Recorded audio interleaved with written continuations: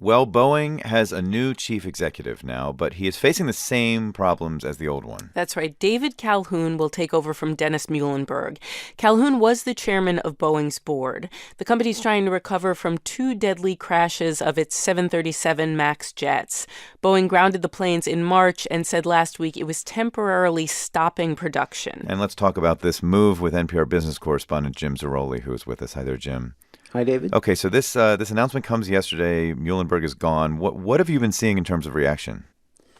Well, I think the departure was not completely unexpected. I mean, Muhlenberg had been the chief executive since 2015, and during that time he'd been seen as a good CEO. But the 737 MAX has really tarnished his reputation, and it tarnished the reputation of the company. Boeing really lost a lot of confidence among regulators, shareholders, and the flying public, too. The feeling was that Muhlenberg had downplayed the safety problems that led to the crashes. And then after the planes were grounded last March, he kept saying that the 737 MAX would be flying again by the end of the year.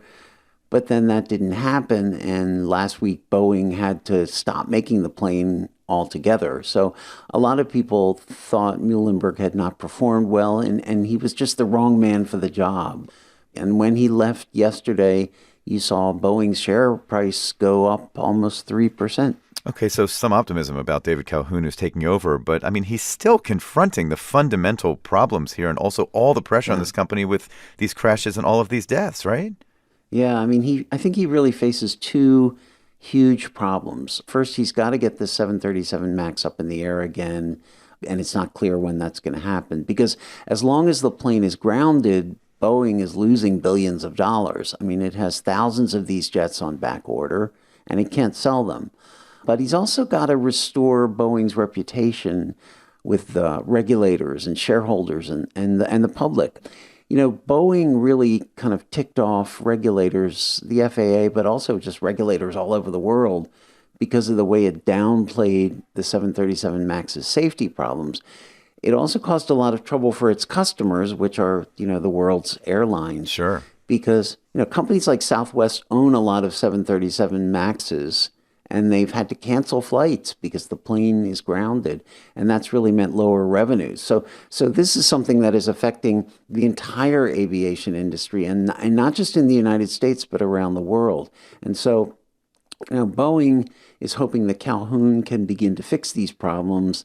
He worked at General Electric, which makes jet engines for Boeing, so he knows the aviation industry. He also comes from the world of private equity, and that's what private equity companies are supposed to be good at. They're supposed to be good at fixing troubled companies. You say this could have an impact on the entire aviation industry, really the entire U.S. economy, right? Is that overstating it? I mean, this is a leadership change in a very important U.S. company. Right. Boeing is by far the biggest exporter in the United States. It has hundreds of suppliers that depend on it. They include a lot of big companies like General Electric, which makes jet engines, but also a lot of small ones. Until last week, Boeing was still making the 737 MAX, but now that production is suspended. So those suppliers are going to lose a lot of business, and it's going to have an effect on the broader economy. Some analysts say the growth will slow by an annual rate of 0.5 percentage point just during the first quarter of 2020. So the impact is very big.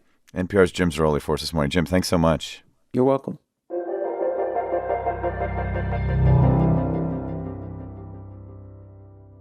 All right, so a 6-year-old girl in South London was writing Christmas cards to her classmates when she found this bizarre message inside one of them. Part of the message said, "We are foreign prisoners forced to work against our will. Please help us." Now, that card was made in China, and the message seems like it was written by a factory worker.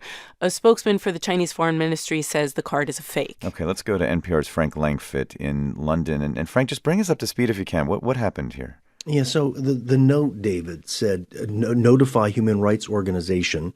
It didn't have exactly the correct grammar there. And also mentioned a man named Peter Humphrey, said, please contact Peter Humphrey. Now, Peter Humphrey's a corporate fraud investigator he's British. He actually served time in this prison, which is in Qingpu, which is a Shanghai suburb.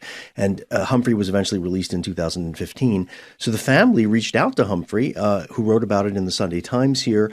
The card was sold by the British supermarket chain Tesco. Tesco has suspended orders for the cards and is investigating. And so this was a little girl in London who was Yeah. like just opening a card that she was going to write something and found this note.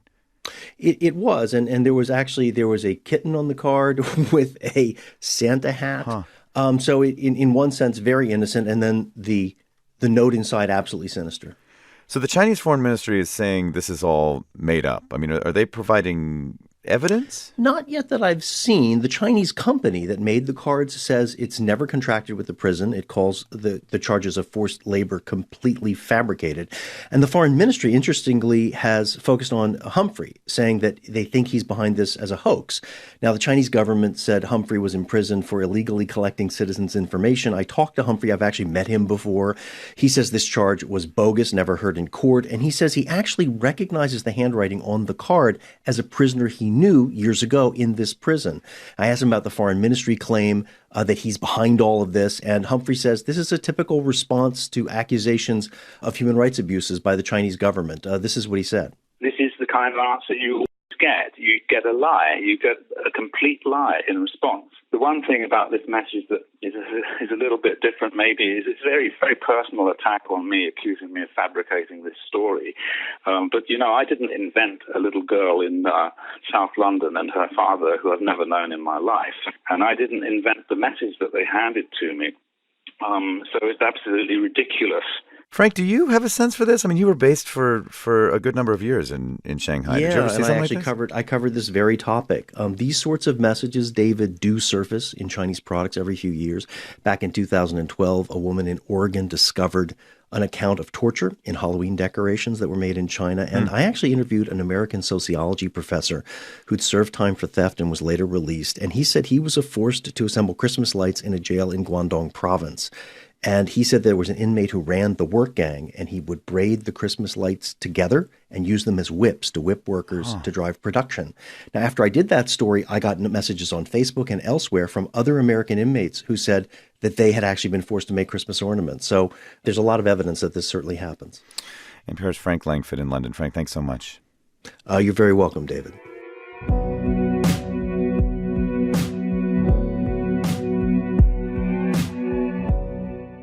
I just want to give you a warning. This next story contains details that some of you might find disturbing. So we're talking about an investigation into an ultra-conservative Catholic order in Mexico that's uncovered a history of abuse. Yeah, that's right. That order published an internal report over the weekend. It accuses 33 priests and 71 seminarians of sexually abusing children, including the man who founded the order, which is called the Legionnaires of Christ. He is accused of abusing at least 60 kids. And the report says there are probably more cases. All right, I want to talk to David Agrin, who's a freelance journalist who is in Mexico City and has been covering this. Hi, David. Hello. Can you just tell us about this order and its founder to give us some context here? Sure. The Legionnaires of Christ was founded in 1941 in Mexico City by a priest named Marcial Maciel, who grew the order quite substantially by courting the rich. The rich were not being necessarily attended to by other Catholic orders. And he went about getting the upper crust into this order, and it became very economically powerful. And it also became very influential within the Vatican, to the point that he was seen quite favorably by Pope John Paul II.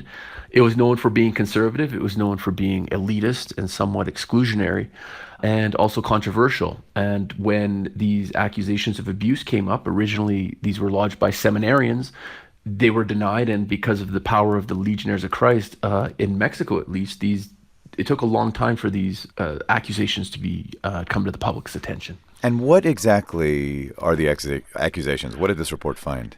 Well, the report found that there were 175 people abused, mostly boys between the ages of 11 and 16 years old, by 33 priests and more than 70 seminarians. With the priests, one thing they had found was that 14 of the victims of Father Maciel, the founder, had gone on to commit what they call, crimes themselves against children. So this was seen as a chain of abuse. So it was all quite disturbing, and it was believed to be almost 2.5% of the priests that had ever been ordained committed abuse, which is actually a little bit of a lower number than the average in the U.S. So there are questions about the report, and the Mexican Bishops' Conference are among those asking questions. asking questions about whether that this could be more widespread than the report is actually acknowledging. That's right. The order has said that there's probably more to come, at least in terms of issues such as abuse of authority.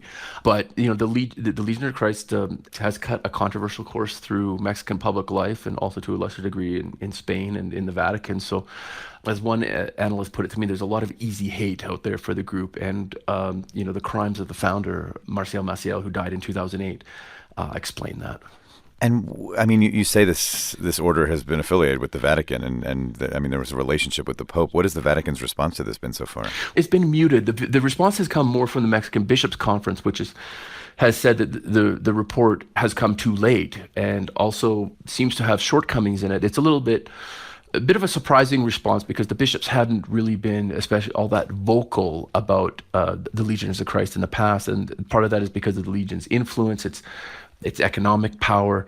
And, for example, here in Mexico City, which was one of the largest archdioceses in the world, it obtained a lot of important positions under the last archbishop. So it feels like a lot of people are coming to the point of sort of just repudiating the order, especially the order's founder. The order was taken over by the Vatican in 2010, largely because it was sort of seen as it had become a cult of the founder Maciel, and it needed to be founded anew. What seems to be happening now is that the Legionnaires are saying, yes, our founder was responsible for some horrible crimes committed against children and young men, but are they telling the whole story? That's the question that a lot of people are asking. Freelance reporter David Agrin in Mexico City this morning.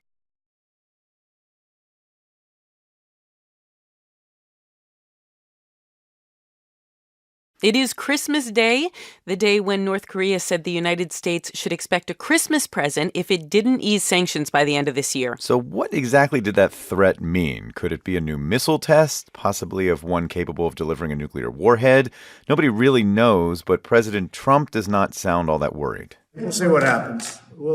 Let's see. Maybe it's a nice present. Maybe it's a present where he sends me a beautiful vase as opposed to a missile test. Right? I may get a vase. I may get a nice present from him. You don't know. You never know. NPR's Anthony Kuhn is following all of this from Seoul, South Korea. Hey, Anthony. Hey, Noel. All right, so it's early morning here. It's evening where you are. Has anything happened today? Did the U.S. get the Christmas present, vase or otherwise? Not a single provocation under the tree here, so to speak. The day is almost over and it didn't come. We should remember that, these remarks about the Christmas present were made earlier this month by a North Korean vice foreign minister. It was never clear exactly what that present might be, and I think it probably was taken a bit more literally than it should have been. The U.S. and South Korean militaries have really been on edge watching for signs of a provocation. There are no signs of movement on the North Korean side. Heads of state of the U.S., North Korea's neighbors, China, Japan, South Korea, have all been conferring about what to do about this, but none of them really have any clear way to get the U.S. and North Korea back to the negotiating table. Hence the sort of attitude you heard from President Trump, which is whatever happens, we'll just have to deal with it. Okay, so bigger picture there, beyond the present, right? Is North Korea changing its strategy? Well, that's the concern. Kim Jong-un and North Korea have been indicating all year that they could pull out of denuclearization talks with the U.S., end their self-imposed moratorium on nuclear and intercontinental ballistic missile testing, and go back to a policy of basically trying to get what they want through nuclear brinksmanship and provocations. Basically, what they're saying is they will just give up on nuclear negotiations, walk away from the table, and then start beefing up their military, including their nuclear capabilities, until they have a more favorable balance of power with the U.S., and then come back and try to get a better deal. Now, any announcement of such a major policy shift would most likely come from Kim Jong-un himself. That would probably be in his annual New Year's address. And it could, some indication could also come from the leadership of the ruling Workers' Party, which is expected to hold a special meeting by the end of the year, which means by next Tuesday, basically. Okay, so basically we're waiting a couple of days to see what would happen. But I think one of the big questions is, back in 2017, you remember that President Trump was tweeting about fire and fury. Everyone was really worried. Is there any reason to think that we are going back to that kind of rhetoric? Well, I think analysts are mostly pretty glum about the prospects for continued negotiations. But not everyone is saying we're going back to that sort of brinksmanship and pressure tactics. And the reason is that Kim Jong-un still has a very rare potential window of opportunity here in that both the presidents of the U.S. and South Korea are willing to engage with him and cut a deal. And President Trump is still there for up to 5 years, and South Korea's President Moon is up there for another 2. So it seems that, they may not use all their cards at once. They may not ratchet up pressure all the way to a nuclear test. They may start one step at a time. Okay, and just really quickly, how might the U.S. and its allies respond if North Korea does shift to a more hostile policy? Well, basically, there have been 2 camps all along. One that says we have to continue applying pressure until they give in, and the other is we have to try to aim at arms control first before going for full denuclearization. And who knows which strategy will ultimately win out. Okay, NPR's Anthony Kuhn in Seoul. Thanks. You're welcome.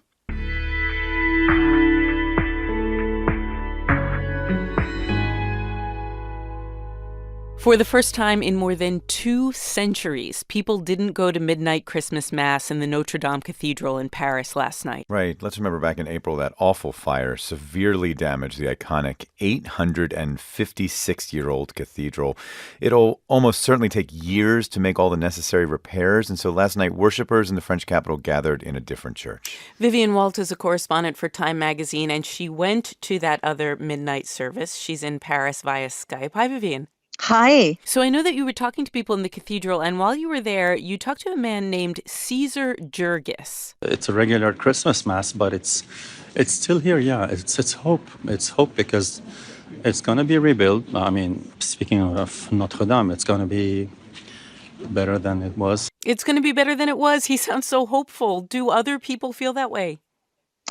I think people are a little bit wary. He is on the optimistic side of the spectrum. I think for a lot of Parisians, they want to see some evidence that things are moving.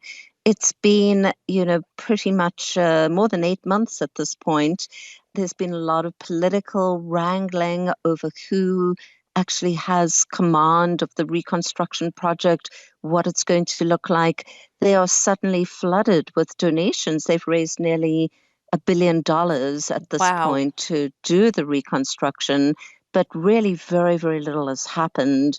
The entire area is still cordoned off, and it's really a kind of psychological wound bang in the middle of Paris. A psychological wound. So that makes me wonder, at the other service, the one you went to, what was the atmosphere like there?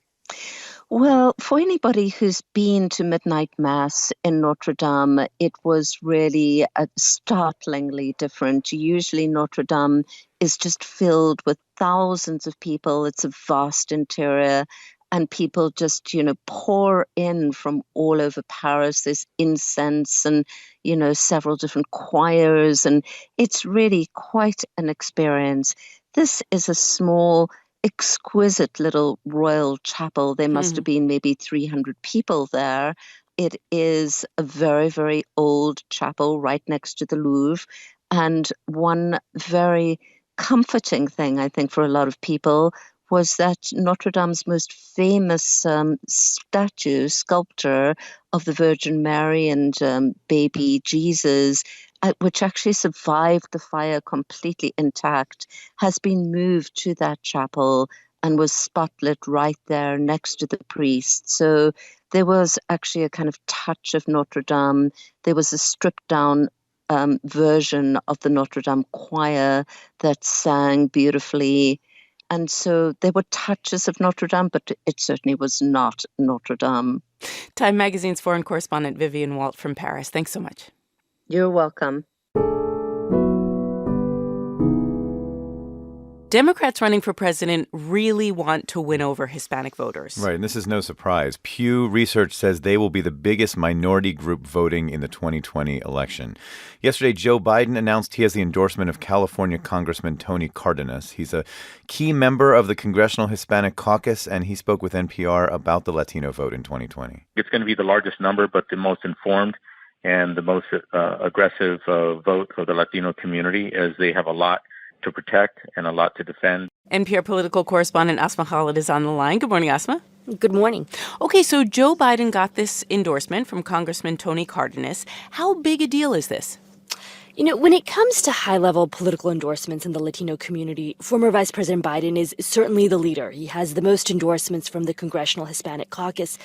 But, Noel, I would say broadly, we have not seen endorsements as any indicator of public opinion this election cycle. California Senator Kamala Harris had the second highest number of endorsements from Congress, and, she's since dropped out of the presidential race.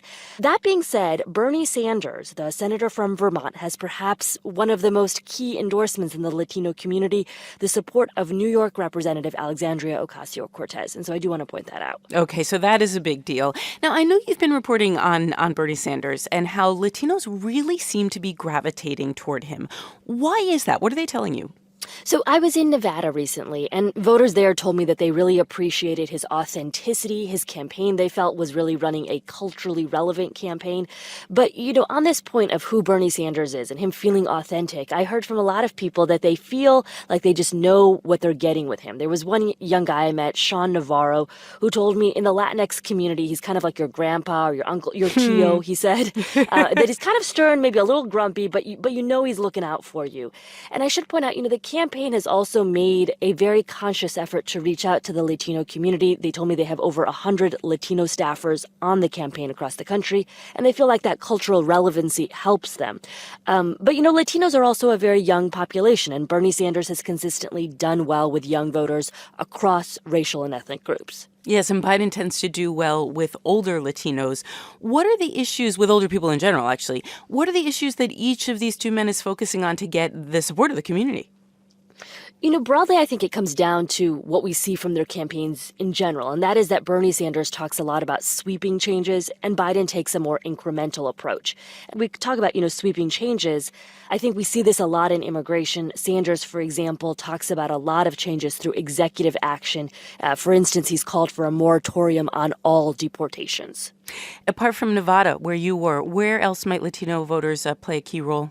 Okay, so quickly, two key states, Texas and California. They vote early this year. They vote on Super Tuesday, and both are states where the Latino population is around 40%. Wow. So that will be key. NPR's Asma Khalid. Thanks so much, Asma.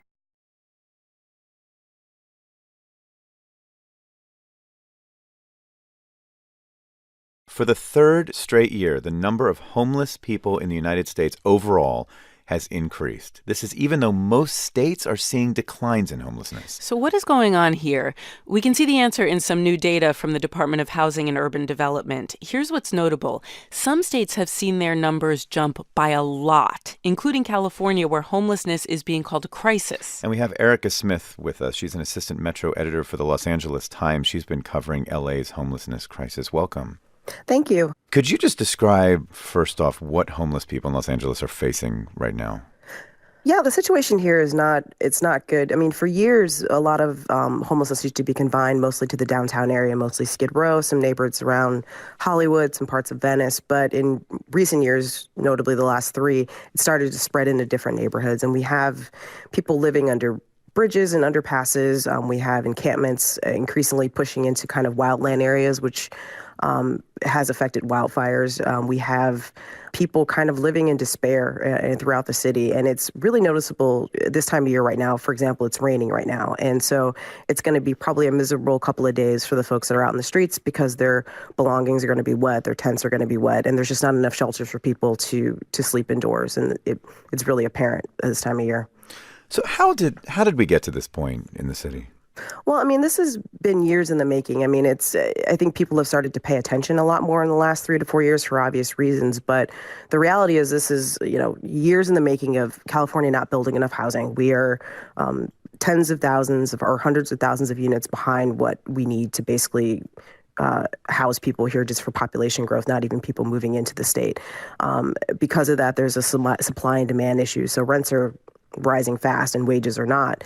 And so basically what you have now is a lot of people in Los Angeles County who are kind of living on that edge where they can't afford to make rent or can barely afford to make rent. And when they can't, they end up on the streets. And from there, it's kind of a slippery slope, that kind of goes further and further downhill. And so I think that right now we have a number of people who are getting housed. We have about 130 people, rather, that are housed every day, but another 150 become homeless. And mostly, our advocates say, mostly because they can't afford to stay where they live. And rents are just going up and up and up, and there doesn't seem to be an end in sight. Huh. So you have this, I mean, obviously the urgent short-term problem is to find people safe shelter, and then the long-term issue is finding more housing. That's a lot, obviously. So how is the city addressing this to combat this? Well, a couple of years ago, the number of residents in the county and the city also approved a couple of ballot measures, one that would fund affordable housing and one that would be for services. And it looks to the average person like there's no housing that's being built. And that's not entirely true. The reality is that it takes a long time to build anything in California. And a lot of the money has already been set aside and is going towards projects, but these projects have been delayed for, in some cases, several years. And so you have all of this money that taxpayers have spent. It's being spent in the appropriate ways for the most part, what we can tell at the times. But it hasn't actually come to fruition and actually been shown up. So it's kind of looks like we're not doing anything, but the reality is there's actually quite a bit being done. It just hasn't shown up. So there is a feeling that maybe 5-10 years out, I mean, things could improve. And it's just a matter of waiting and setting your expectations right. Yeah, I think that's probably true. Hopefully less time than that, though. All right, Erica Smith, the assistant metro editor for the Los Angeles Times, who covers the homelessness crisis in Los Angeles, which has been getting worse. Erica, thanks for your time this morning. Yeah, thank you.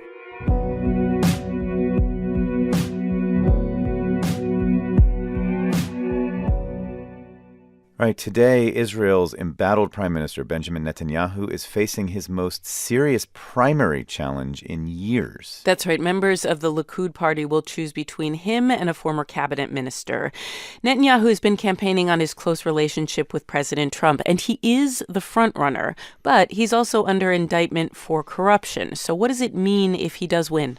And let's turn to NPR correspondent Daniel Estrin, who is in Jerusalem. Hi, Daniel.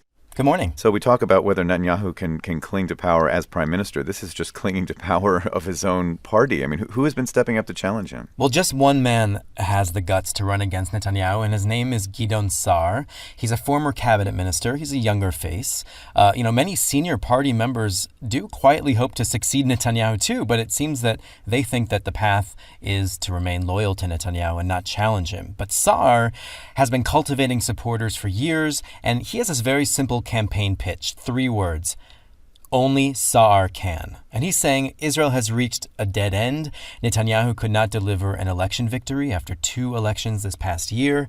Why should we expect him to win the 3rd election being held in March? That's his message. So Sa'ar is saying he's the only one who can keep the party in power. And he does have a point, because the centrist party, Blue and White, is willing to break the political deadlock in Israel and enter a coalition with the right-wing Likud just as long as Netanyahu isn't the party leader. So Sa'ar's hoping he can do the trick. So is Sa'ar's message resonating? You've been out to the polls, right? Yeah, I was at a polling place in Jerusalem this morning. I only found one person who I think was voting Sa'ar. She seemed too nervous to say it out loud. Nearly everybody else I met was supporting Bibi Netanyahu. Listen to this voter, Deborah Adlit. He's not only the best, he is just the only one that can really take Israel to the next step. And why not Sa'ar? Gideon Sa'ar, I think that he can be after Bibi, after the Bibi time, but it's still Bibi time. It's still Bibi time, she says. So, yeah, his base loves him. Is expected to win this primary, but, you hear in this voter's voice that Netanyahu's not going to last forever. Sa'ar is waiting in the wings. He could come after Netanyahu. So even if Sa'ar gets only like 30% of the vote today, that will be a strong message that there could be a new Likud leader in the makings. It could indicate that, the seemingly invincible Netanyahu may see his support slipping in the party. I mean, you say seemingly invincible, but he is still facing indictment, right? Even if he does win this primary. So, I mean, I know we've asked this question before. How long can he remain as prime minister, do you think? Yeah, that's a big question. No one knows. It's an unprecedented moment in Israeli politics. You have a sitting prime minister facing criminal charges. He has some lifelines. He could ask Parliament to grant him immunity against prosecution. And these party primaries are also a lifeline. He has to show he has strong support in his party. He's going to national elections. He wants to look strong and try to still hang on. NPR's Daniel Estrin in Jerusalem. Daniel, thanks so much. You're welcome.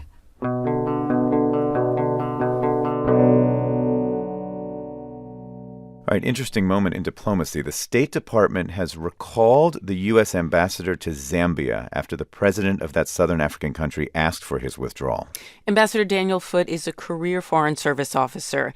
Last month, he criticized a court ruling that sentenced 2 Zambian men to 15 years in jail for having sex with each other. Now, that led to a fight between Foote and Zambian officials. And let's hear the latest now from NPR's East Africa correspondent, Ader Peralta, who's been following this. Hi, Ader. Hey, David. So Zambia is not a place we hear from all that often. I mean, can you just briefly give us a sense of this country? So we're talking about Southern Africa, and Zambia is a little bigger than Texas. And the reason we don't hear a lot about it is because it has been a functional democracy. Since the 90s, there have been peaceful transfers of power, and there hasn't been much drama, but things seem to be changing. The economy isn't doing so great because the price of copper, which Zambia has a ton of, has dropped. And activists say this particular government is tending more authoritarian. This episode with the American ambassador, they say, is an example of that. Okay, so what exactly did Ambassador Foote say that angered the government this much? Yeah, so as you noted, it started last month when a court sentenced 2 men to 15 years in prison for having sex with each other. And the ambassador said he was horrified. The Zambian government told him to mind his own business. And then Ambassador Daniel Foote, he unloaded. I mean, I have seen few diplomatic statements as pointed as what he released. He said the U.S. has saved more than 1 million lives in Zambia just with its HIV programs. And then he went on to accuse the government of being hypocritical, of being corrupt, of outright stealing millions of dollars intended to go to important welfare programs. And he accused the government of stifling dissent. He said everyone should also just stop pretending that the U.S. and Zambia have cordial relations. He wrote, and I'm quoting here, the current government of Zambia wants foreign diplomats to be compliant with open pocketbooks and closed mouths. Huh. Oh, so this went much farther than his criticism of this homophobic court ruling. Yeah, for sure. And that was part of the reason the Zambian president, Edgar Lungu, essentially declared the ambassador a persona non grata. And the U.S. had to pull him out. Today, I spoke to Fumba Chama. He's an activist and a musician.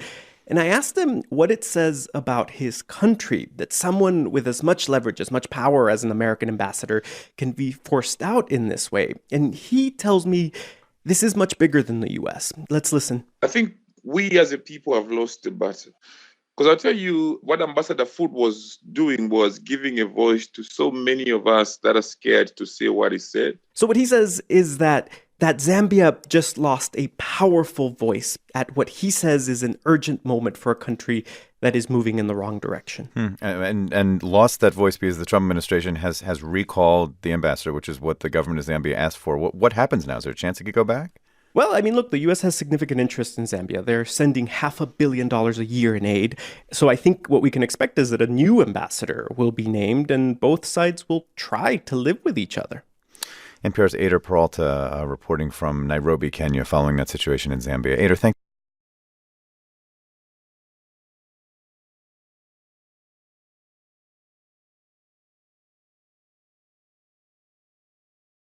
When President Trump's impeachment trial starts, senators will serve as jurors, which means they're supposed to be impartial. But Senate Majority Leader Mitch McConnell said he is not going to be impartial. He plans total coordination with the White House. One moderate Republican is not happy about that. This is what Senator Lisa Murkowski of Alaska told local Anchorage NBC affiliate KTUU about McConnell's position. When I heard that, I was disturbed. Liz Ruskin of Alaska Public Media has covered Senator Murkowski for years, and she's on the line from Anchorage now. Good morning, Liz. Hi there. Good morning. So many Republicans have lined up behind the president. They don't seem to have a problem with what McConnell has said, or at least they're not saying they do. Is this out of character for Lisa Murkowski? I'd have to say no, it is not out of character. And there are two things about Murkowski that I think are at play here. One is that she is just by nature, she is a centrist. The world may be more polarized, but she on a lot of issues is on middle ground. And then the second thing is that she loves process. Doing things according to the rules, tradition, that is her her North Star. So she's criticizing McConnell here on process. She's not saying how she'll vote because senators have to take an oath to deliver impartial justice. And that's true. That's what the oath says. And it's also true that this is very on brand for Murkowski. It's just very comfortable for her to take a stand on process. Because you've been covering her for so long, I wonder, can you tell us about a time in the past when she's broken with Republicans and maybe it has surprised people or it's been notable as it is this time? There was that famous vote in 2017 on health care when she was one of 3 Republicans who killed a bill to repeal the Affordable Care Act. Murkowski's objection then was a lot about process, that it was, crafted in secret. And then, of course, the confirmation of Justice Kavanaugh. In the end, she opposed his confirmation, kind of a last-minute thing, and she did it on very narrow grounds. She said his behavior at his confirmation hearing, that emotion and bitterness he showed, she said that was not in keeping with the Code of Judicial Conduct. But she called him a good man at the time, so that's kind of, splitting the baby there. And then, after the final vote, she changed from no to present to offset the vote of a Republican colleague who couldn't be there. He had to go to his daughter's wedding. How does her centrism play with people in Alaska? Is there a chance that making a statement like this will pose a threat to her seat, which many Republicans across the country seem to feel like it would? Well, she's not up until 2022. But it seems like a large swath of the middle in Alaska really admires her and respects her and likes her independence. You'll recall back in 2010, she lost the Republican primary to a Tea Party, and then she won on a write-in. And that was with the help of lots of Democrats and Alaska Native groups. So her base of support draws from Democrats and moderate Republicans, and she's proved that she doesn't need her party. And then, she aggravates the left and the right alternately, depending on the particulars of each vote. All right, well, a politician who doesn't need her party, pretty interesting in this day and age. Alaska Public Media's correspondent Liz Ruskin, thank you so much. Oh, thank you.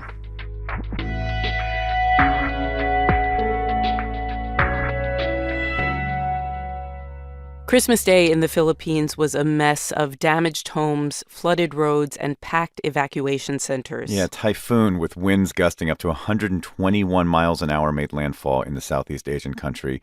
At least 28 people died. A dozen more are missing. This was actually the second deadly typhoon to hit the Philippines this month and the 21st in 2019. Ana Santos is a journalist in Manila. Can you talk about what it looks like in the affected areas? It sounds like this is a really bad storm. Yeah, I'll start by giving you an update from the government. The latest was that Typhoon Fanfone, or Ursula, is no longer directly affecting the Philippines. But that doesn't mean that we're out of the woods just yet. As the typhoon exits, it's still dumping rain in over certain parts of the country. And so the authorities are still on watch for areas that will be affected by flash floods and possible landslides. Currently, the government's main focus, as they told me today, is that they need to be able to put up electricity and restore mobile signal in the areas that have been cut off so that they can properly assess the damage in these areas and also to start bringing back a sense of normalcy to these people that were affected. The typhoon hit during Christmas time.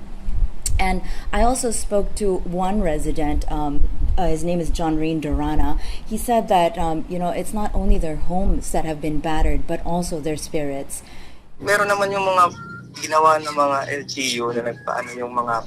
So he's saying that he's a resident of Eastern Samar. This is the province that was hit by Typhoon Haiyan 6 years ago. Typhoon Haiyan at the time was the strongest typhoon ever recorded. And it's still very much in the memory of John Rindarana and his family. He's not been able to reach his family by phone. Mobile signal continues to be out. And he's very sad that at the moment that people are just about to get on their feet, 6 years after Haiyan had hit this area, they're now back to zero again because they're hit by this latest typhoon. Okay, that is a really sad story, an area that was recovering and now has been devastated again. Do you have a sense, based on what we've learned in the past, what recovery will look like, how long it will take? That's really difficult to answer. The recovery will, first of all, depend on the extent of damage. This particular typhoon, Phanphone, hit the country over 7 times. It made landfall over 7 times, and it affected different parts of the regions at a different extent. I'll give you an example. I spoke to the governor of Mindoro, which was one of the most badly hit provinces, and he said that earlier this month, they were hit by another typhoon, Typhoon Kamuri, and in one area where he has about 9,000 residents, almost all of them are completely homeless. Their homes have been wiped out. So he was making an appeal for shelter and any kind of shelter building materials. So the rebuilding will really be dependent on other variables too, like if another natural disaster comes in. Well, we'll hope and pray that doesn't happen. Journalist Ana Santos in Manila, thanks so much. Thank you.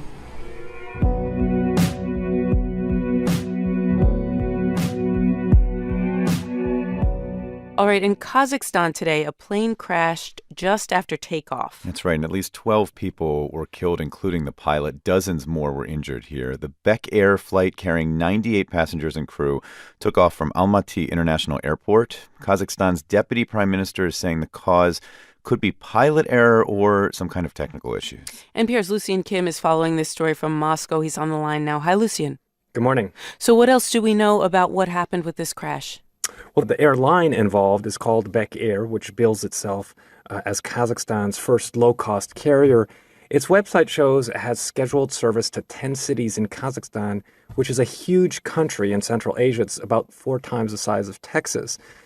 This particular flight, Flight 2100, was flying from Almaty, the country's largest city, to the capital, Nur Sultan, about 600 miles away. There were 93 passengers aboard and 5 crew members. One passenger told a local website that the plane took off normally, and then about a minute or two into the flight, there was this strong shaking. Then the plane began to fall. It hit the ground and struck a 2-story building, and the fuselage broke apart. The airport says there was no fire, which probably accounts for this low death toll. The airport posted a list of 60 survivors on Facebook. 60 survivors is some good news. I wonder, Lucian, do we know anything relevant about the type of plane that was involved here? Yes, this is a Dutch-built Fokker 100. It's a commuter jet, which is no longer manufactured. The company actually went bankrupt in 1996 because it could not compete with Boeing's 737. Bek Air owns 7 of these planes, which are flown by airlines around the world, though no longer in the United States. What are officials saying about the cause of the crash and about how they plan on investigating it? Well, as you already mentioned, the prime minister said it could have been pilot error or a technical issue. The president of the country said that a government commission had already been formed to investigate, and he said those responsible would be punished to the full extent of the law. Though, of course, at this point, there's no indication yet of the exact cause or whether laws were violated. Tomorrow, in any case, has been declared a day of mourning in Kazakhstan, and there's been a call put out for blood donors to step up in Almaty. A sense very quickly that an investigation in this part of the world will lead to a real change? Well, the short answer is no. I mean, authorities in the former Soviet Union typically pledge to get to the bottom of things, but there's this lingering Soviet tradition of intransparency and a lack of accountability, unfortunately. NPR's Lucian Kim in Moscow. Lucian, thanks.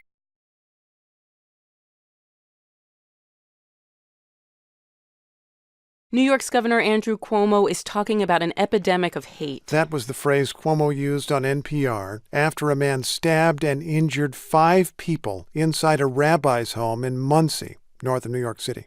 When you try to commit mass murder based on race, color, creed, you try to instill fear, that is terrorism.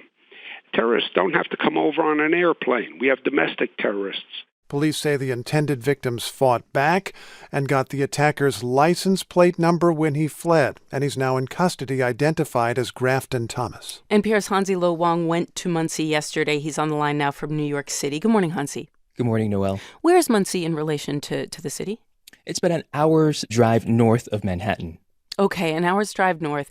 And there's a very large Jewish community there. When you went up yesterday and you talked to people, what did they tell you? I talked to some folks who live on the same street as that rabbi's home, and a lot of people are feeling very vulnerable after this weekend's attack. A lot of talk about how to defend themselves in case this were to happen again. I spoke with Lazer Klein. He was at his grandmother's house, which is across the street from the rabbi's home. They were celebrating Hanukkah with uncles and cousins, and he told me that he's had this feeling in this current climate that some attack would happen in Muncie, which is known to have a very large Jewish community. And let's listen to what he said. Some people try to deny it. Some people try to, dismiss it. It's nothing. It's not going to happen here. I would say everyone that can carry should carry. Anybody who has a license should carry. Anybody that could apply for a license should definitely carry. And just all around, be more prepared. That's all. Don't deny it. Don't pretend like it's not going to happen here. Hansi, just to clarify, is he saying that he would like people to carry guns? Lazer Klein said that he thinks that people should consider carrying guns, getting licensed to carry guns if they are able to. That's an interesting thing to hear in that area of New York. 5 people were injured in this attack. Do we know anything about how they're doing? Well, New York Governor Andrew Cuomo told NPR that as of Sunday evening, 2 of the 5 victims are in critical condition, one with skull fractures. And Cuomo says that the attacker entered the rabbi's home with a long machete that apparently looked like a sword. People inside, they threw furniture at the attacker. And the attacker then tried to go into the synagogue next door, but he was blocked because the doors were locked. And eventually, as Steve pointed out, some of the people in that home apparently got down the license plate, and that helped authorities track this person after he fled in his car. Hansi, talk about the state and federal response to this attack, because I know that many officials have said many things. What's coming through strongest? Well, as we heard earlier, Governor Andrew Cuomo has called this an act of domestic terrorism, and he linked them to other attacks against Jewish communities in the New York region in recent weeks. And he also called this an epidemic of hate in this nation that has gone viral. And he's called for New York State to pass a domestic terrorism law to address incidents like these. President Trump also issued a tweet yesterday. He said that, quote, "We must all come together to fight, confront, and eradicate the evil scourge of anti-Semitism." And it's important to be clear here. Right now, the FBI and local law enforcement are still investigating what motivated this crime. NPR's Hansi Lo Wang in New York. Hansi, thanks so much. You're welcome.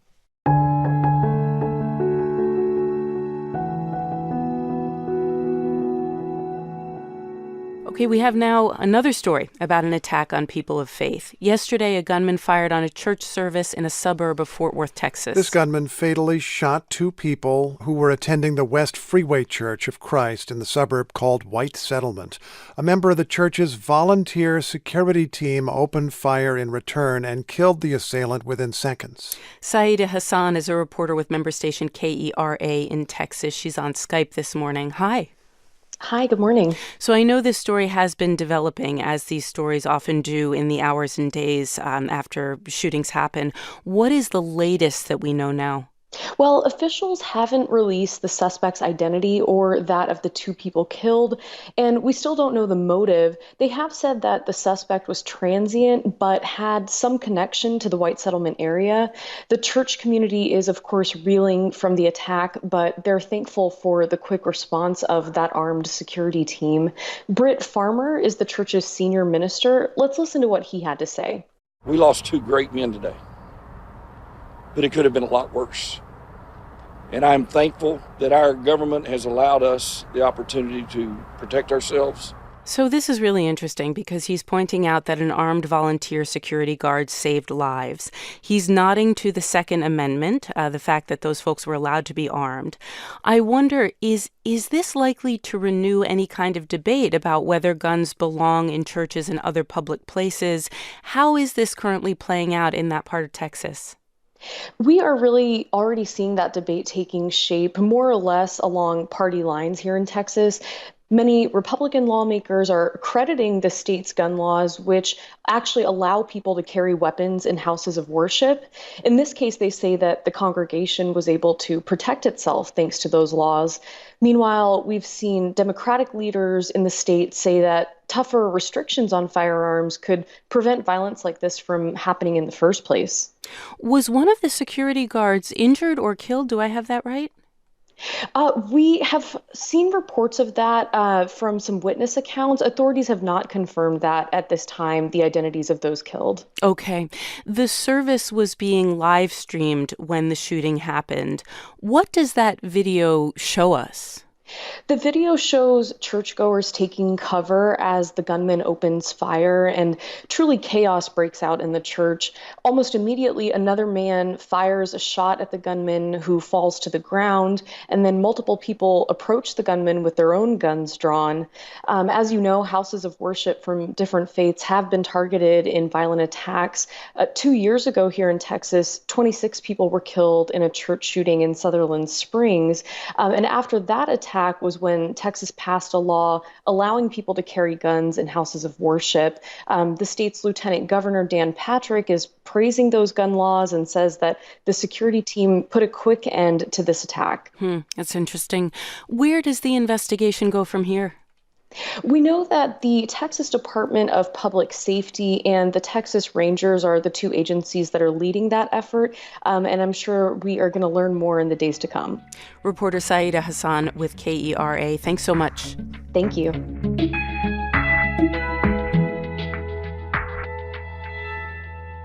All right, on Sunday, yesterday, U.S. warplanes hit 5 targets in Iraq and Syria that are controlled by an Iranian-backed militia. The U.S. blames that militia for several provocations, including a mortar attack that killed an American contractor in northern Iraq.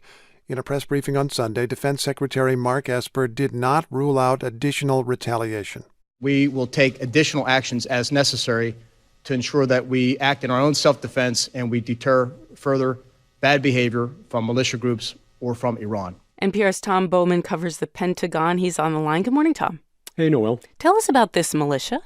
Well, it's called Kateb Hezbollah Brigades. It's an Iranian-backed unit, and the U.S. has said for months now that they've been firing mortars and rockets at U.S. forces at locations throughout Iraq, around Kirkuk, where this contractor was killed, in the northern part of the country, and also down in the southwest around Al-Assad Air Base. Now, the strikes were usually not close enough to cause any kind of serious casualties, but going back to May, Secretary Pompeo abruptly canceled a trip to Germany, and he flew to Baghdad because of intelligence that showed the possibility of a large attack on U.S. forces. That did not happen, of course, but the firing by the militias continued, and some in the U.S. military were pushing for punishing responses even before this U.S. contractor was killed. They've been very, very concerned about it. Okay, so that was, in some sense, the straw that broke the back here was the death of the contractor. So. Yeah. What did the American airstrikes actually target? What were they going after? Well, the U.S. warplanes hit command and control sites and weapons caches in both countries. 2 strikes in southeast Syria and 3 in western Iraq near the border town of Al-Qaim. I'm told the strikes on the weapons caches led to massive secondary explosions. Would those strikes be considered successful, do we know? Yes, they were successful, according to Defense Secretary Mark Esper. And he also talked about other options that may be coming, but he didn't really specify them. Now, the death toll, by the way, they say is up around 20 fighters from the Iran-backed militia. Does this incident tell us anything, and do Mark Esper's words tell us anything about the administration's strategy in this region in the year ahead? Do we expect a tougher stance, a tougher line? Well, they've been pretty tough all along, Yeah. putting more pressure on Iran through sanctions. They scrapped the nuclear agreement with Iran. They want a tougher, stronger one. They don't want Iran to stop supporting militia groups in Iraq and Syria, and also supporting the Houthi rebels in Yemen. So expect a lot more pressure and perhaps even more troops to the region. Okay. And Tom, before we let you go, has Iran said anything about this? Iran denounces as American aggression. It called it American terrorism against what it called Iraqi forces on Iraqi soil. No mention of the Iranian support for these militias. Okay, interesting, but what we might expect from Iran at this point. NPR's Tom Bowman covers the Pentagon. Tom, thank you so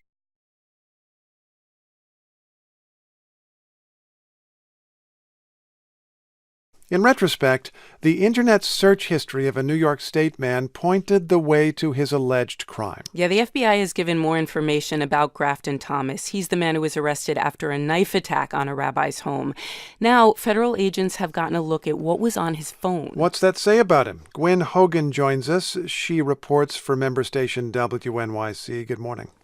Good morning. What was Grafton Thomas searching for online?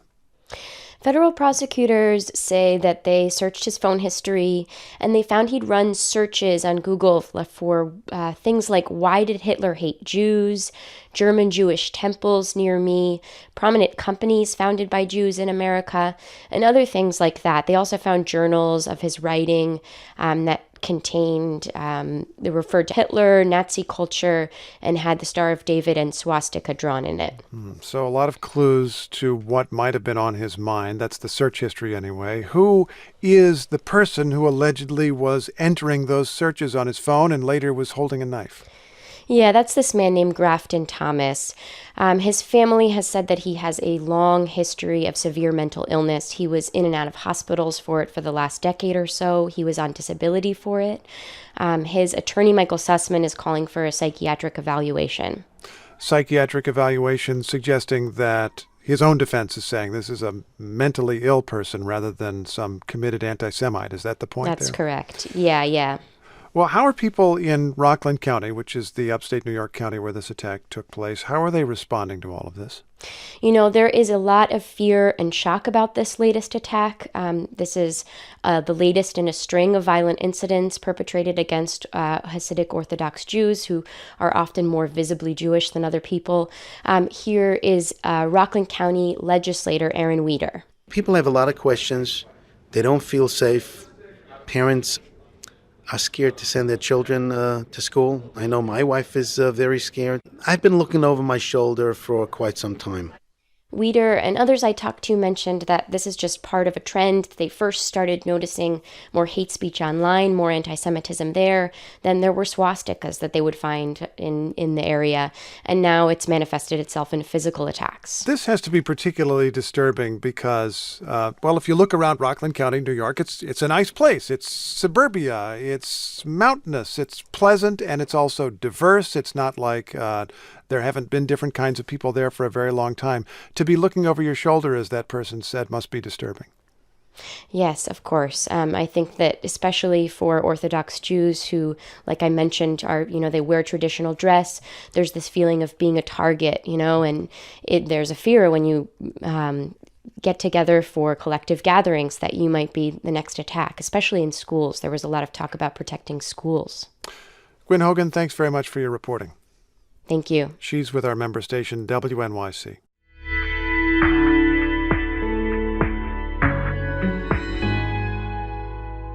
Australia, the country that covers an entire continent, is divided into 6 states. And 4 of those states are dealing with bushfires, hundreds of bushfires. There's smoke in the air even in major cities, and there is no end to this in sight. Lisa Neville is the State Emergency Services Minister for the state of Victoria. It is too dangerous to be driving, not only just from smoke, but because of the erratic nature and the fast-moving nature of these fires in East Gippsland. But this is a warning to all Victorians. This is not yet over. Alex White is a reporter for the Herald Sun and is on the line. Can you tell us where you are and what it's been like where you are? Hi.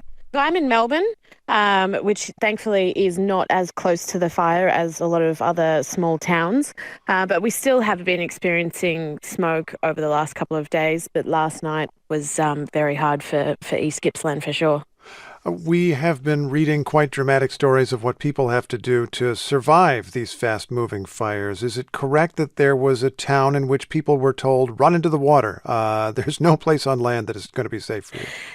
Look, yes, it was. It is very rare. Obviously, in Australia, we do get bushfires all the time, and ever since this year marked the 10-year anniversary of our most deadly fires on Black Saturday, which 173 people were killed, and so people are very aware. So usually the message is leave early, get away from the flames as soon as possible. But unfortunately, this part of Australia is extremely remote, and there's so many bushfires going on at the moment that the roads in and out of this town are actually already cut off, and the fires are moving so erratically that they don't want people on the roads because you can get into car accidents or face another fire on your way out. So they told everyone to bunker down in Malakuta, and that came under attack this morning. People reported embers as large as mobile phones falling on them. The heat was 49 degrees Celsius, which is horrific, and so a lot of people had to get onto boats and head out to the water because, of course, the radiant heat from fire is often the biggest risk. You know, the wildfires on this side of the Pacific in California have called attention to the reality that in the United States, a lot of communities are not built sustainably for wildfires. Homes are built in the wilderness. They're not built the right way. They're not maintained the right way. The escape routes are not proper. Is Australia built for this kind of disaster, given that it has happened before? Look, no. The Australian bush naturally burns every couple of years, so it regenerates a lot of fuel. So when these fires get going, they're really strong. And of course, the majority of our houses are within this vegetation, especially in rural areas.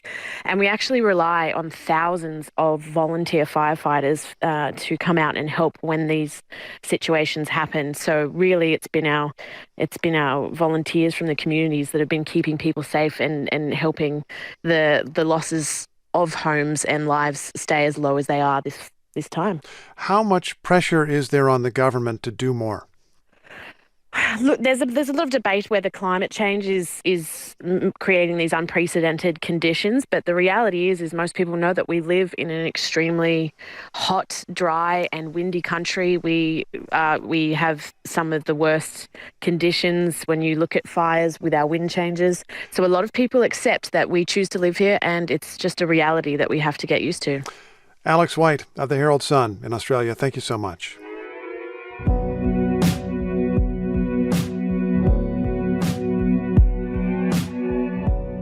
Year after year, when Barack Obama was president of the United States, the U.S. tried what was called a pivot to Asia. Right. Obama's administration tried to face the challenge of China's rise, but other events overshadowed that effort again and again.